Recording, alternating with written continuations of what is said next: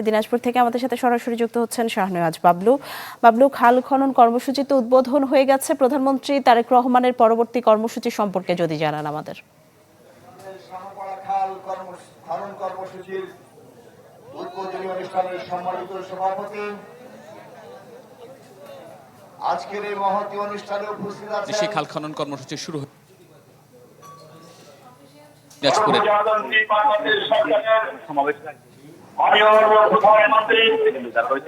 তারা বক্তব্য এখানে যে জনসমাবেশের আয়োজন করা হয়েছে, সমাবেশে বক্তব্য রাখছেন এখন স্থানীয় নেতৃবৃন্দ যারা রয়েছেন তারা বক্তব্য রাখছেন।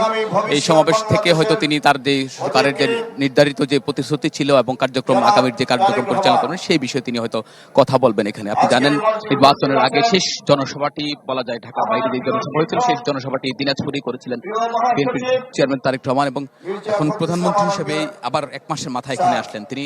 এখন যারা এমপিরা বক্তব্য রেখেছেন তারা বলেছেন যে আসলে সরকারের প্রতিশ্রুতি অনুযায়ী তারা আগাচ্ছে এবং দেশের মানুষের তারা সহযোগিতা চেয়েছেন। তো আজকে আপনি জানেন দেশের আজকে শুধু এই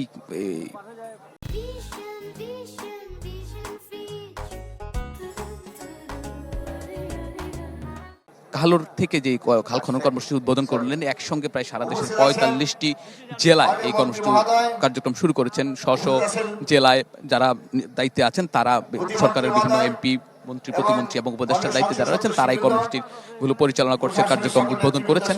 এবং আজকে তিনি সরকারের পক্ষ থেকে যেটি বলা হয়েছে যে খাল খনন যে কার্যক্রম, যেটি তাদের যে প্রতিশ্রুতি ছিল আগামী ৬ মাসের মধ্যে সারা দেশে প্রায় ১২০০ কিলোমিটার খাল খনন কার্যক্রম শুরু করবেন এবং পর্যায়ক্রমে আগামী ৫ বছরের মধ্যে সারা দেশে প্রায় ২০,০০০ কিলোমিটার খাল খনন করবে সরকার।